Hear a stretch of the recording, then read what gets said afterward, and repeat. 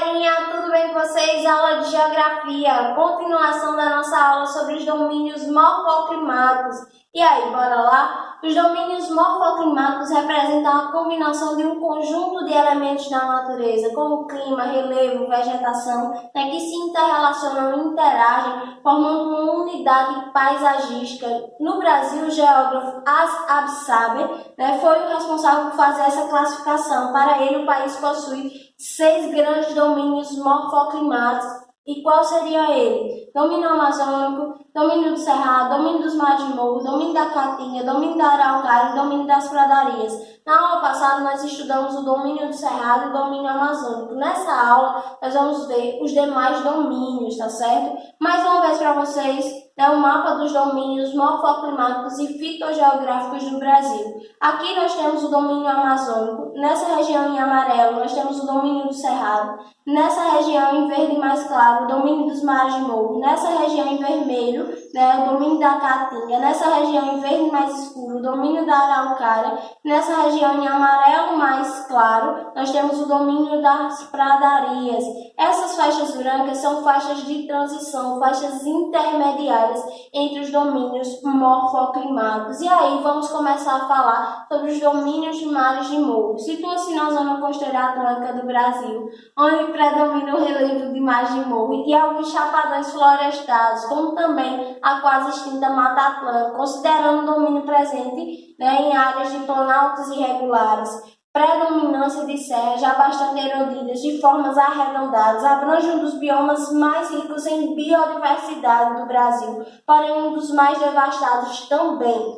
E aí, a Mata Atlântica, principal domínio florestal, apresenta um substrato original bastante diversificado que, aliado às diferenças de latitude, explica essa diversidade climática que há no domínio dos mares de morro. Resiste-se também à proeminência dos manguezais, das restingas e das matas pluviais de planície e de encosta. Do ponto de vista da população, os mares de morro correspondem ao domínio morfoclimático brasileiro mais ocupado territorialmente, sendo ao mesmo tempo o espaço que sofreu mais gravemente os efeitos da ação humana. A vegetação, característica desse domínio, é a floresta tropical úmida ou Mata Atlântica, que possui cerca de 20.000 espécies de plantas, sendo 8.000 consideradas endêmicas. Esta foi com certeza a vegetação que mais sofreu os efeitos da devastação ambiental promovida desde o período colonial até os dias de hoje. Os principais fatores responsáveis por essa destruição foram a extração do pau-brasil realizada pelos portugueses, a expansão das atividades agrícolas e o crescimento urbano industrial. Como consequência desse processo de destruição de 100% da mata original, resta hoje apenas cerca de 7% distribuídos em blocos isolados ao longo do litoral. É comum que esses fragmentos sejam encontrados apenas em áreas de difícil acesso, como em encostas íngremes. E aí, começamos a falar do nosso domínio morfoclimático, o domínio da Caatinga, Localiza-se no Nordeste brasileiro e é conhecido como o polígono das secas, caracterizado por depressões interplanáuticas semiáridas. No Brasil, há risco de desertificação no bioma Caatinga e verificação de pontos de arenização no sudoeste do Rio Grande do Sul. E aí a gente tem uma representação desse clima semiárido do nosso domínio morfoclimático da Caatinga quando estamos em período de estiagem. O domínio morfoclimático da Caatinga, os aspectos gerais envolvendo clima, sol, fauna, flora e vegetação é marcado pela presença semiárida e pelas formas de relevo organizadas em depressões, por se tratar de uma área geologicamente antiga. O clima semiárido é caracterizado pelo baixo índice médio de chuvas, geralmente mal distribuídas ao longo do ano, com médias que não costumam ultrapassar 800 milímetros anuais. Em alguns períodos, a fase de estiagem pode durar um ou mais de um ano, em função das variações climáticas provocadas por anomalias atmosféricas, como o El Niño. A vegetação da Caatinga apresenta mudanças em sua paisagem conforme as oscilações no tempo e no clima. Nas épocas de estiagem, as árvores perdem as suas folhas, tomando a paisagem mais próxima mais próxima daquela típica caatinga. Essa perda de folhas é uma estratégia biológica, né, para a retenção de água, que é fundamental para a perpetuação de espécies. Por isso disse que o bioma caatinga possui plantas xerófilas, isto é, aquele tipo de vegetação que se adapta à escassez de água, tais como xique-xique, mandacaru e outros tipos de cactas. Outros exemplos de espécies vegetais são o juazeiro, a aroeira, a braúna, a maniçoba e muitas outras composições.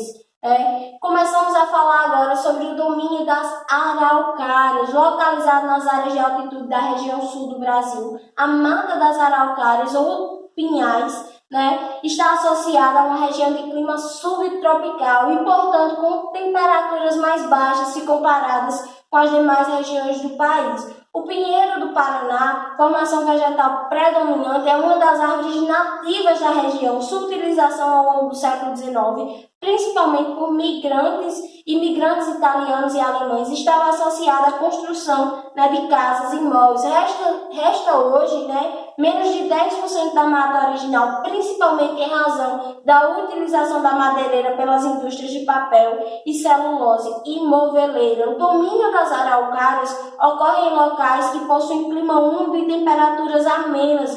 É um tipo de mata com dois estratos diferentes, intensamente devastado desde o século XIX. Infelizmente, no Brasil, a proliferação das araucárias está bastante comprometida e corre sério risco de entrar em extinção, decorrente das atividades produtivas desenvolvidas há várias décadas na região, especialmente na extração madeireira e ocupação agropecuária, reduzindo a 3% a forma original. A derrubada em grande escala provoca, entre outros efeitos, o aumento do processo de desertificação. No domínio morfoclimático da araucária, a urbanização e a exploração madeireira pelas indústrias de construção civil do setor moveleiro tiveram um papel central na redução de sua vegetação original. Começamos a falar agora sobre o domínio das pradarias.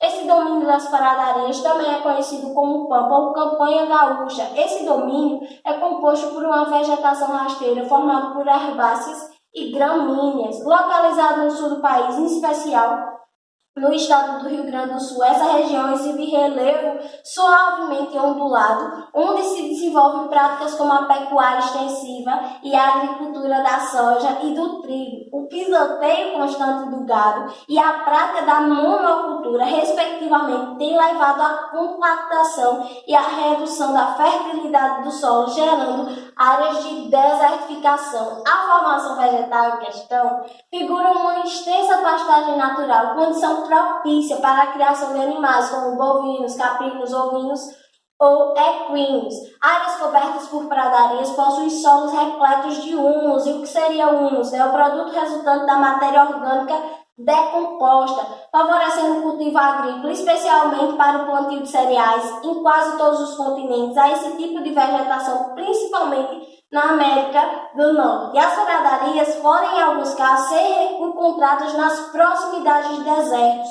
podendo ocorrer em climas tropicais, pradarias tropicais, em climas temperados, pradarias temperadas. A vegetação do tipo pradaria é constituída de gramíneas de 10 centímetros a 50 centímetros. Desse modo, não há presença de árvores, abriga distintos animais, principalmente roedores, carnívoros e aves de rapina, répteis e insetos. Regiões cobertas por essa formação vegetal são essencialmente vulneráveis ao processo de desertificação. E aí, vamos responder? Observe o mapa dos domínios morfoclimáticos brasileiros.